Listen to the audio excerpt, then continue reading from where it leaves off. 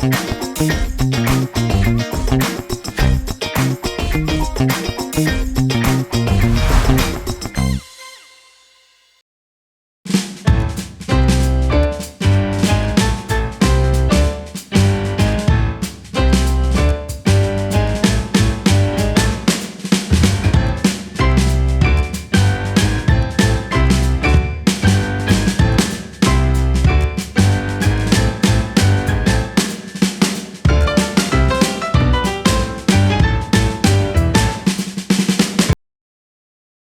Lontong kan selama ini juga terkenal sering menggunakan selera humornya untuk dalam tanda kutip mengkritik kebijakan-kebijakan pemerintah secara nggak langsung gitu lah Cak ya. Nah kalau sekarang masih kayak gitu nggak? Masih berani kayak gitu nggak? Misalnya mengkritik Pemprov DKI kalau ada yang salah gitu. Ya, gini. Kalau buat saya mengkritik itu sebenarnya kan biasa.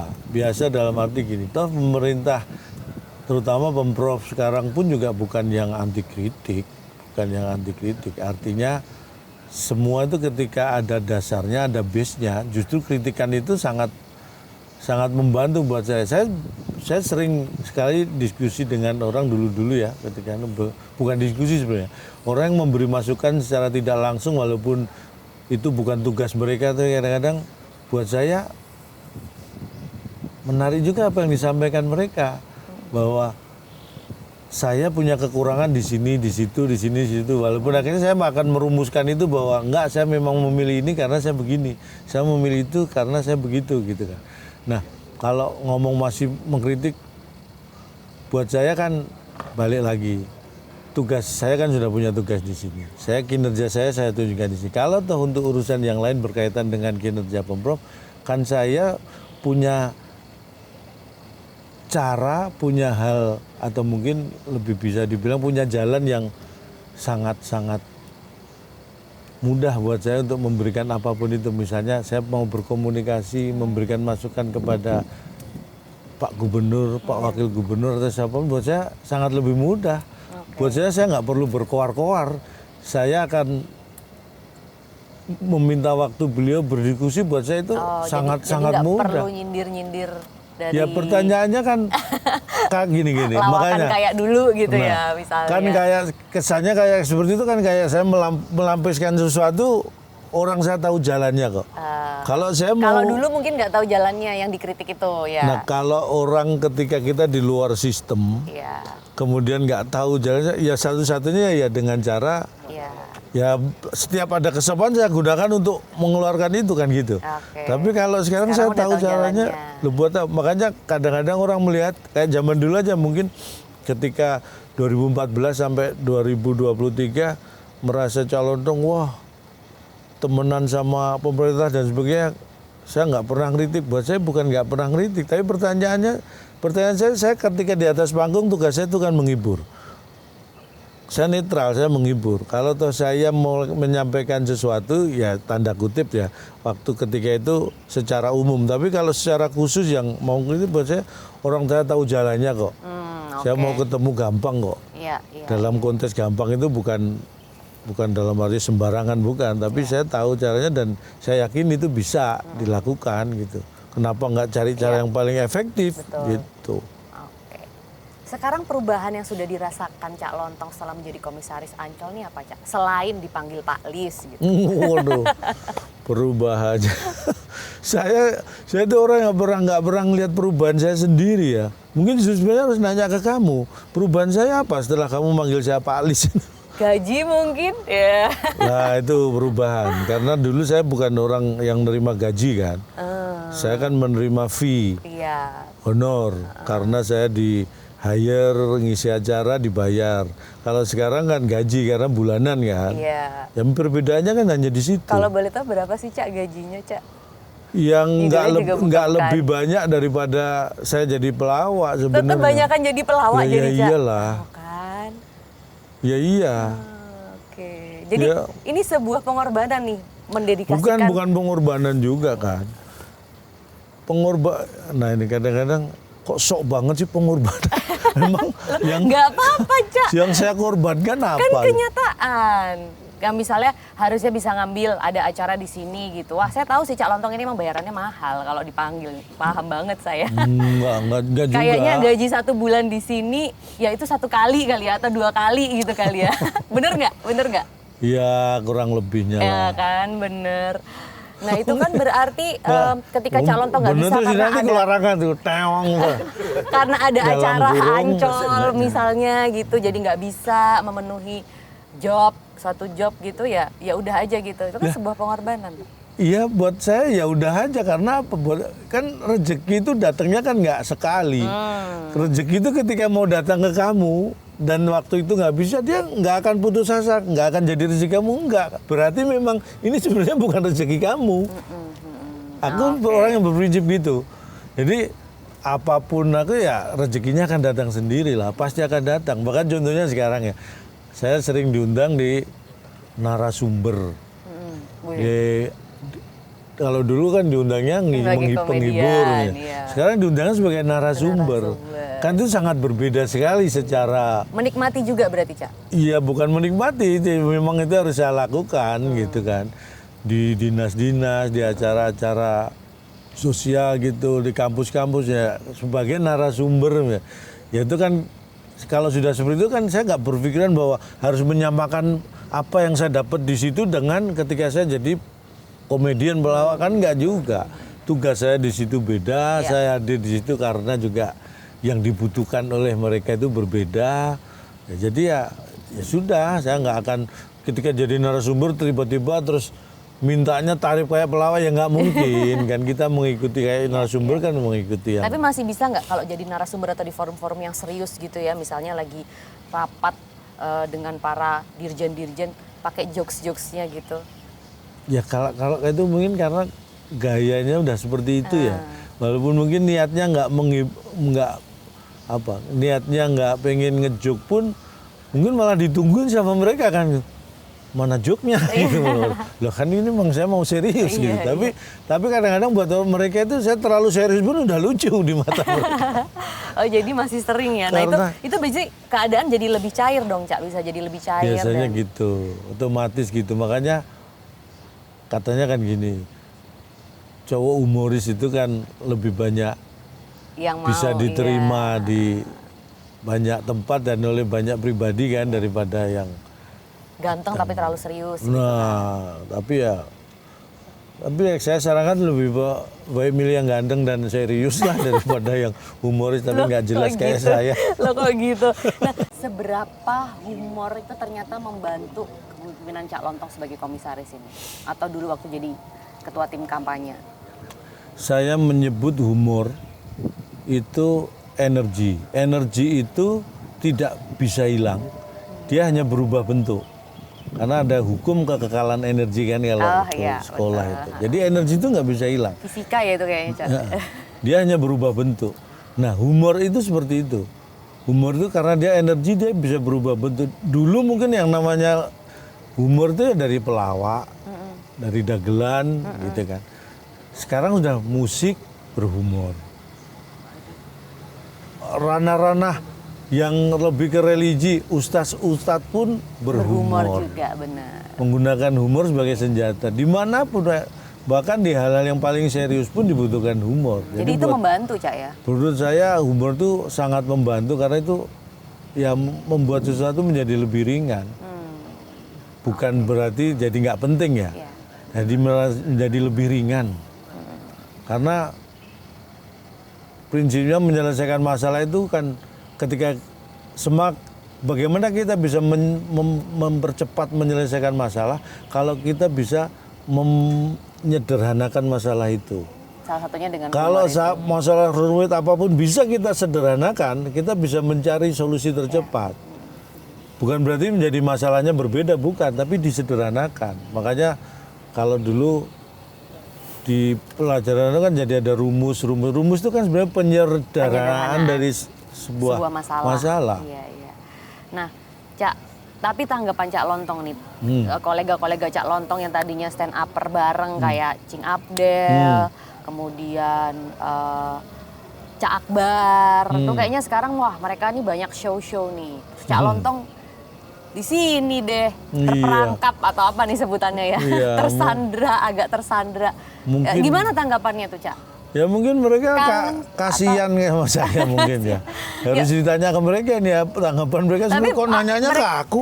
Tapi kan pasti mereka ngomong, atau misalnya telepon, atau pas pertama kali tahu nih wah Cak Lontong tiba-tiba ke politik terus jadi komisaris, pasti ada lah tanggapannya. Misalnya Cing Abdel waktu pertama kali tahu kabar Cak Lontong jadi komisaris, kata-kata pertamanya apa? Enggak, kalau Abdel tuh orangnya sama saya memang sangat dekat, kenal baik. Jadi dulu sebelum jadi komisaris ini pun dia ketika tahu saya dipilih jadi ketua tim pemenangan itu aja,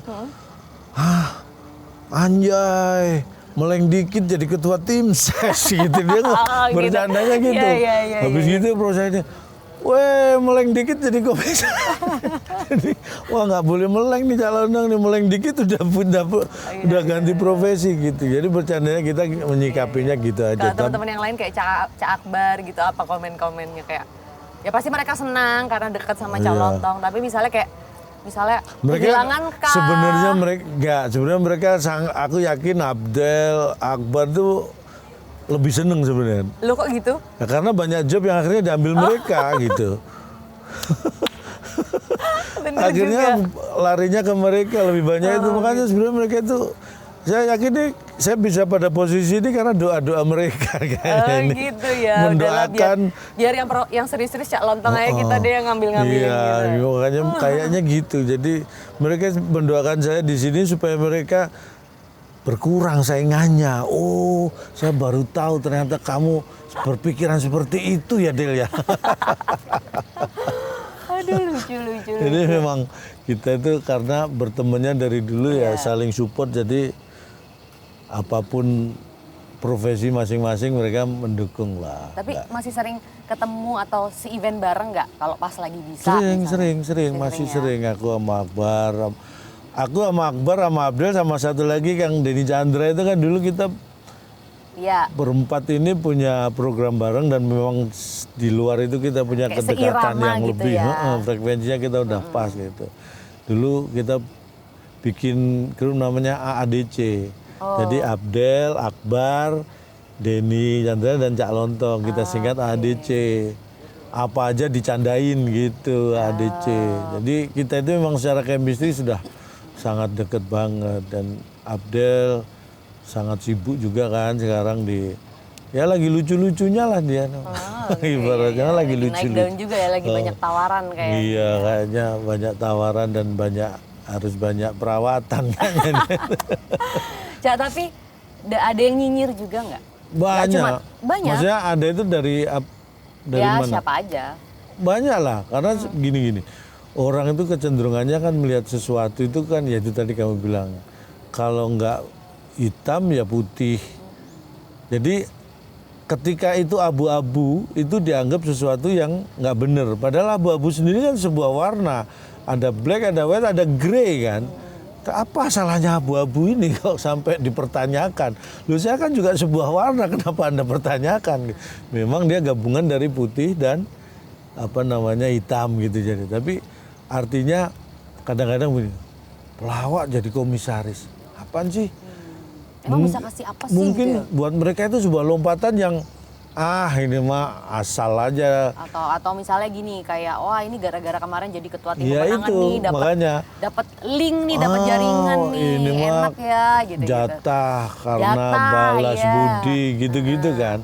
Tapi saya kembalikan lagi kan, kalau Anda punya kontribusi apapun terhadap siapapun, kemudian orang itu merasa bahwa Anda ini punya potensi dan berkontribusi, kemudian mereka merasa bahwa merasakan itu, kemudian apapun alasannya kemudian memberikan kesempatan Anda di satu tempat, kan itu bukan sesuatu yang salah.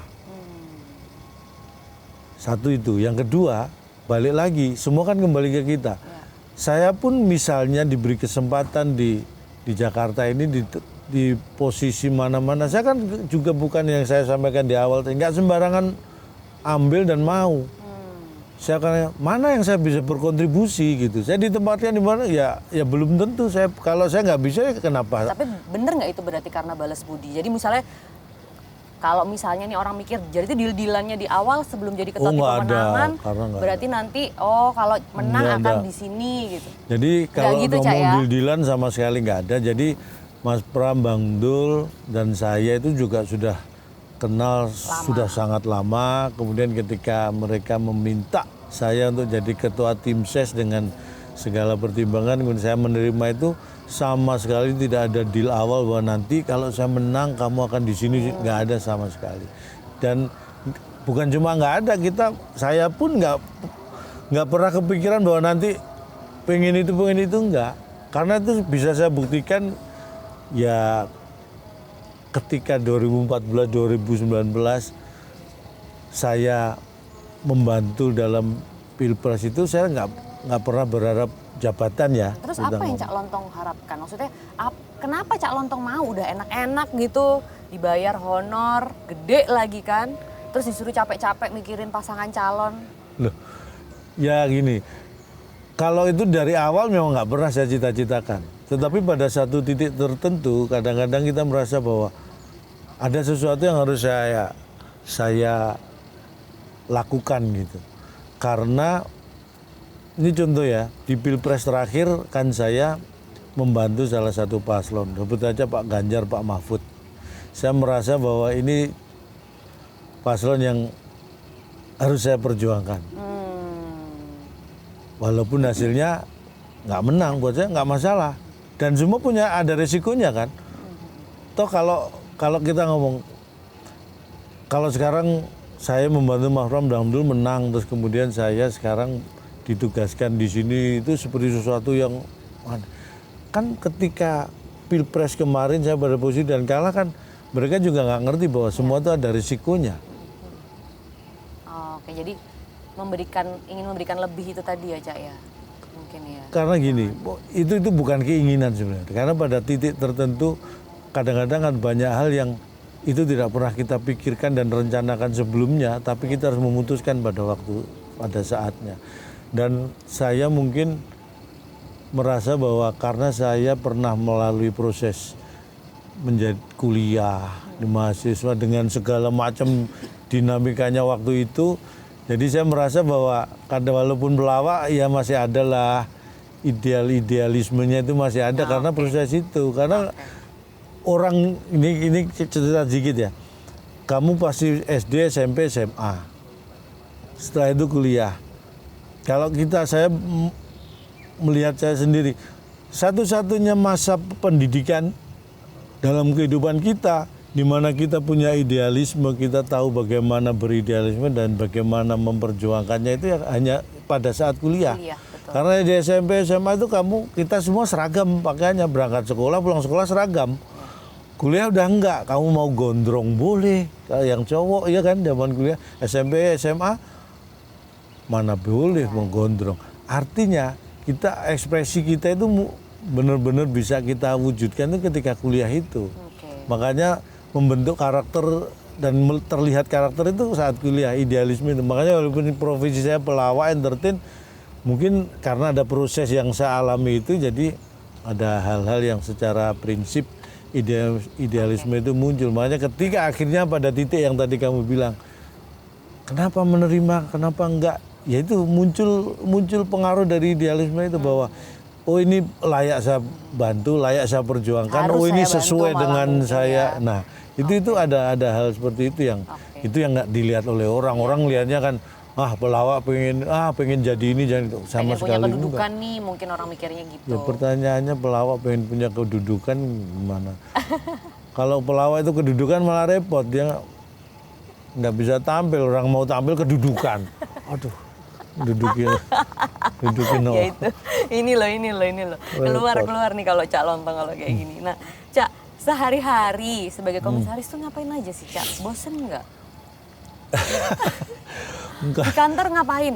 Misalnya, kalau berangkat jam berapa, terus ngapain aja? Gini, kalau komisaris itu sebenarnya kan nggak ada jam ngantornya, karena kita kan bukan di manajemen, bukan di direksi. Kalau manajemen kan ada office hour. Kalau komisaris kan tugasnya pengawasan, memberikan masukan, melihat kinerja seperti apa. Jadi kita bukan office hour dari jam berapa jam berapa, tapi kita di Ancol ini terutama kita sangat terjadwal untuk mengadakan meeting antara komisaris dan direksi, kemudian dengan manajemen, kemudian dengan kita. Kalau di sini kita lebih pada masa sekarang komisaris itu lebih banyak membantu atau mendorong, lebih banyak kita mendatangkan orang-orang yang mau berinvestasi ke Ancol, karena kita sudah lama juga melihat Ancol itu kan sudah lama belum ada yang baru kan.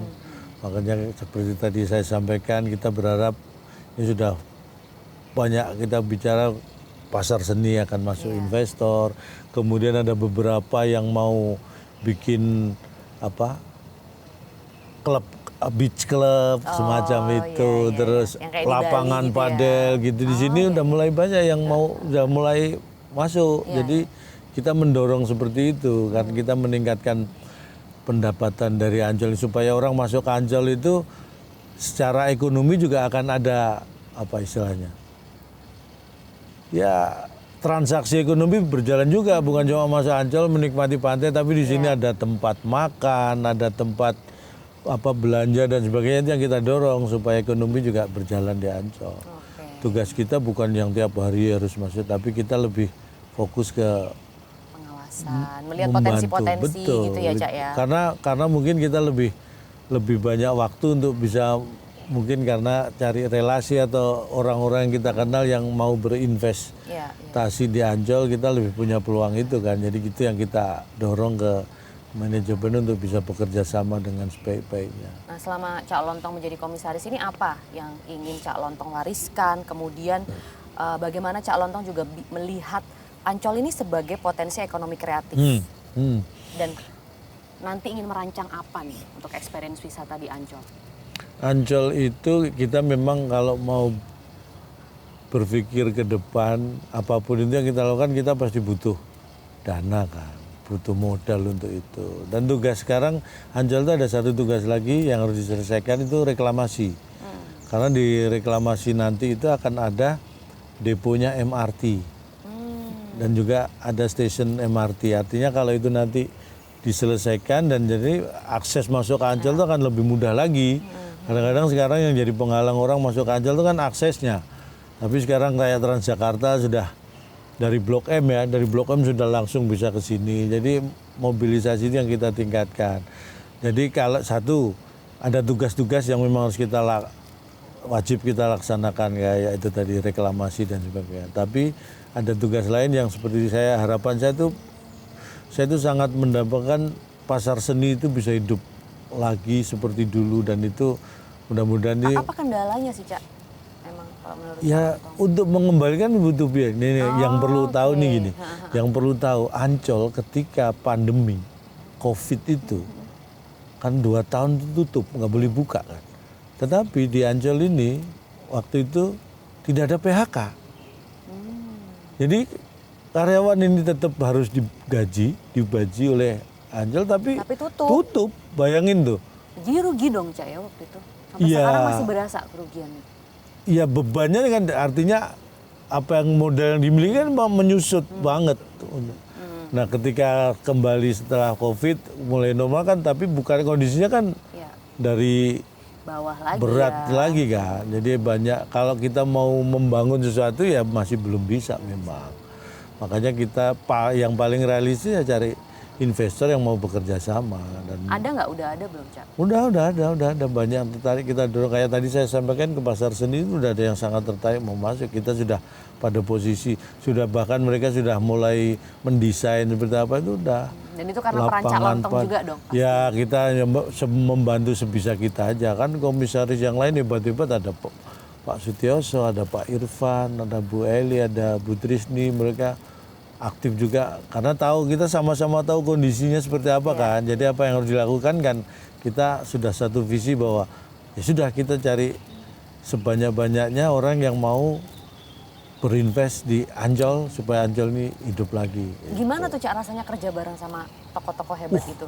Ya keren lah, pelawak ya, yang itu pelawak tiba-tiba bisa bekerja sama dengan mantan gubernur. Ini jenderal yang luar biasa, mantan gubernur. Padahal mau jadi wakil wali kota aja waktu itu nggak mau, tapi udah pernah kerja sama mantan gubernur nih. Pak Irfan dulu terakhir kan sebelum di sini kan di rutnya Garuda. Orang ya. Gimana tuh Cak rasanya? Apakah kayak aduh jadi minder nih atau makin kayak makanya saya bisa yang nih kamu gitu. sampaikan tadi ya buat saya ini kan kesempatan saya untuk belajar. Oh iya. Kapan lagi saya bisa dapat ilmunya orang yang pernah memimpin perusahaan seperti Garuda? Kapan saya bisa sharing dengan seseorang yang pernah menjadi gubernur DKI Jakarta, punya pengalaman jadi jenderal, perang di mana-mana, itu kan nggak didapat di sekolah pun nggak didapat itu. Tapi dengan seperti ini kan ya makanya saya bilang tadi belajar tuh paling enak dengan cara seperti ini. Dan sekarang selevel lagi Cak. Ya kalau secara posisi kan jadi apa BOC lah, Board of Commission. Jadi dan pasti mereka juga merangkul kan Cak ya? Iya. Seru. Itu ya saya senangnya dia seperti itu walaupun background saya ini komedian pelawak tapi kayaknya beliau-beliau itu juga sangat support, nggak melihat bahwa ini pelawak mah di sini daripada nggak ada, ini bukan seperti itu. Beliau juga sangat support lah. Jadi kesempatan ini buat saya. Keluarga gimana Cak? Sekarang waktu Cak jadi komisaris mereka ngedukung nggak? Atau kayak sebenarnya kayak itu ada cerita jangan deh kayak gini aja tetap kayak putrinya ada yang nangis-nangis kan sempat nggak? Kalau ini dukung? Kalau ini enggak karena dia tahu bahwa ini bukan jabatan yang gini. Kalau waktu itu anak saya nggak pengen bapaknya jadi di kontestasi pilkada itu karena dia selama ini kan hidup dan punya seorang ayah yang dia tahu seperti sekarang di entertain pelawak gitu kan. Dan dia itu membayangkan gitu ya, kalau dia punya bapak pejabat kemana-mana, wah dia mikirnya bahwa secara waktu pasti akan sangat kecil buat mereka kan. Terus di mana-mana dia mungkin ya dia membayangkan bahwa bebannya bapak saya nanti dia nggak bisa bayangin kayak apa. Mungkin sebenarnya dia nggak setuju itu karena mungkin karena kasihan kali ya dia. Nanti bapak kalau jadi pejabat bisa apa enggak, mungkin juga daripada mending nggak setuju aja lah gitu. Mungkin gitu juga. Gitu. Kalau sekarang dukung Cak semuanya? Kalau sekarang dukung karena balik lagi ke itu tadi kan bahwa ini menurut aku tugas yang ya sama sekali bukan di ranah politik, ini kan ranah bisnis, ranah seperti perusahaan pada umumnya yang harus berkembang, harus maju gitu. Nah, kalau jabatan di komisaris ini selesai nantinya kan pasti ada waktu selesai. Pasti. Terus apa dong rencana Cak Lontong? Mau balik lagi ke dunia hiburan atau mau terjun ke dunia politik yang lebih jelas lagi? Nah gini, saya itu orang yang tidak pernah serius merencanakan sesuatu. Karena buat saya, seserius apapun merencanakan sesuatu, ya ujung-ujungnya, karena saya ngalami sendiri, seserius apapun dulu saya merancang diri saya dengan berkuliah di elektro, toh saya jadi pelawak. Bukan jaminan juga bahwa yang kita rencanakan itu pasti berhasil. Bukan jaminan juga bahwa yang tidak kita rencanakan itu tidak berhasil. Bukan berarti kita tidak punya rencana, tapi saya tidak mau membuang waktu saya hanya untuk rencana. Tapi kan ada gitu. Gambaran paling enggak, habis ini enaknya ini kali ya gitu. Kalau gitu biasanya ya, kalau ditanya gitu biasanya keluar yang idealis nih. Karena kan kita sering dengar tuh dulu, ada ya nanti kalau saya udah nggak menjabat ya saya balik lagi ke kampung saya jadi warga biasa, ternyata masih aja ngotot kemana. Iya. Artinya hal seperti itu, yaitu omongan yang so idealis. Kalau menurut saya, kapanpun ini tugas di sini selesai, saya melihatnya bahwa pada titik itu pasti akan ada sesuatu yang bisa saya lakukan. Walaupun itu bukan sesuatu yang saya rencanakan sekarang, karena saya merencanakan bukan apa yang akan saya lakukan, tapi yang saya lakukan sekarang itulah yang saya rencanakan supaya kedepannya seperti apa. Aduh, bulet ya. Pusing kan? Saya mikirinnya. Terus kan? Singkatnya balik lagi ke hiburan atau enggak? Kan saya nggak pernah keluar dari hiburan. Jadi kalau kamu tanya balik atau enggak gimana? Kecuali kalau saya sekarang sudah benar-benar nggak di area hiburan, enggak saya masih kan. Ini jawabannya udah kayak politikus nih ya, muter-muter nih ya. Loh, bener kan? Orang Harus balik bener-bener. itu kan kalau sudah pergi. Iya, Kan saya nggak pergi kemana-mana. Tapi emang bener sih, cuma ya beginilah ini salah satu bakat-bakat talent dari seorang politikus. Cak, tapi komisaris emang outfitnya sesantai ini? Ya kan ini lagi podcast sama Maria. Kalau pas Kalau enggak, pakai rapat jas sama direksi, pas ketemu manajemen ya nggak gini. Oh, gimana Cak pakai jas, Ini pakai saya dasi pakai ya? baju. Ya enggak. Kamu ini apa? Terpengaruh film-film zaman dulu nih Maria nih, kalau komisaris pakai jas pakai dasi itu di film. Loh kan emang gitu, komisaris kan jarang muncul, jadi sekalinya muncul tuh kayak wah Itu di gitu film kan. Oh, doang, di film doang kamu cari komisaris di sini. Ya kalau di sini gimana kalau di sini? Jadi komisaris itu orang kalau direksi komisaris kemana mau pakai jas pakai dasi. Itu kalau pas buat company profile fotonya aja kan, foto pakai. Tapi kalau sehari-harinya juga nggak gitu juga. Pakai kemeja lah ya. Ya paling nggak kemeja yang sopan, rapi, santai. Karena apalagi kan ada seragam kan di sini. Ada seragam putih, ada ancol gitu. Jadi ya kita pakai seragam itu. Tapi jangan dibangun pakai dasi. Kamu suka nonton film sih. Memang kadang-kadang kita gitu. Aku kalau contohnya nih, kalau jadi apa perannya nih?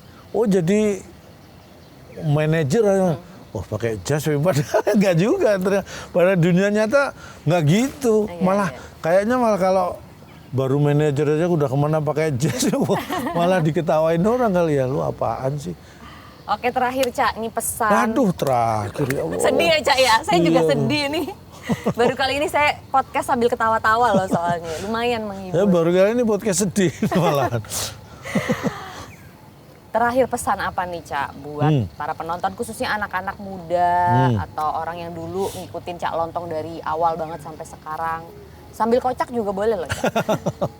Sambil kocak, memang kita umur baut kocak dikencengin. Malah ya kocak. Jadi gini ya, kalau dibilang pesen atau apa sih, ini enggak. Buat saya sampai pada usia sekarang pun saya nggak pernah berhenti belajar karena saya pun dalam seusia sekarang dimasukkan di sebuah lingkungan yang memaksa saya masih tetap harus belajar. Saya bertemu dengan tadi orang-orang sehebat seperti tadi sampaikan tadi, kalau saya nggak belajar saya nggak akan bisa bekerja dengan baik bersama mereka. Jadi intinya buat saya sebenarnya siapapun lah, apapun profesi Anda, itu yang paling penting ya jangan pernah berhenti belajar. Karena jangan pernah mematok bahwa profesi yang Anda sekarang tekuni itu adalah profesi Anda selama-lamanya. Karena hidup itu kita nggak ngerti. Saya nggak pernah berpikir saya akan pada titik sekarang. Tetapi kita harus siap kapanpun itu. Ketika pada Anda diletakkan di titik manapun Anda harus siap. Dan siap itu butuh dua tadi itu. Yang namanya kesuksesan itu butuh satu yang namanya persiapan dan juga yang namanya kesempatan. Kesempatan itu yang tidak bisa kita ciptakan, tapi persiapan itu yang bisa kita lakukan. Sebagai contoh ada satu hal yang penting ya, yang buat aku ya, seorang pelawak. Aku belajar dari seorang pelawak Sri Mulat. Kamu tahu Mas Mamik Prakoso? Tahu banget. Saya penonton Sri Mulat soalnya. Nah, tahu kan. Mas Mamik itu bertahun-tahun saya anggap jadi saudara, jadi guru saya karena banyak mentor saya, karena banyak memberikan hal-hal positif pada saya. Ada satu yang sampai sekarang saya pegang teguh, ini bisa dipegang di profesi apapun dan dimanapun. Terutama entertain ya. Saya dikasih tahu gini, dong, pelawak. Jadi intinya dia mengingatkan, semua profesi itu punya konsekuensi, punya tugas utama. Jadi pelawak itu wajib tugasnya adalah lucu. Pelawak itu wajib lucu. Iya kan? Jadi dia mengingatkan profesi apapun, ingat tugas wajibnya apa, itu yang harus kamu ingat. Jadi kalau kamu pelawak, tugasnya satu, wajibnya hanya satu, lucu. Tapi dia mengingatkan juga, kamu ini manusia biasa. Namanya manusia biasa, wajib lucu tapi belum tentu kamu bisa lucu kapanpun itu. Artinya kamu pelawak harus lucu, tapi ketika kamu tampil di panggung bisa jadi kamu nggak lucu karena kamu manusia biasa, bisa punya masalah, bisa punya mood segala macam. Itu bisa mempengaruhi.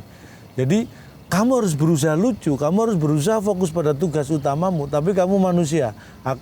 Saya yakin bahwa manusia itu nggak akan bisa maksimal. Artinya kamu pasti nggak akan bisa lucu terus. Tapi ada satu yang bisa kamu persiapkan dan bisa kamu pegang teguh. Kamu harus tetap berusaha enak ditonton. Itu kuncinya. Jadi kamu sebagai pelawak harus lucu.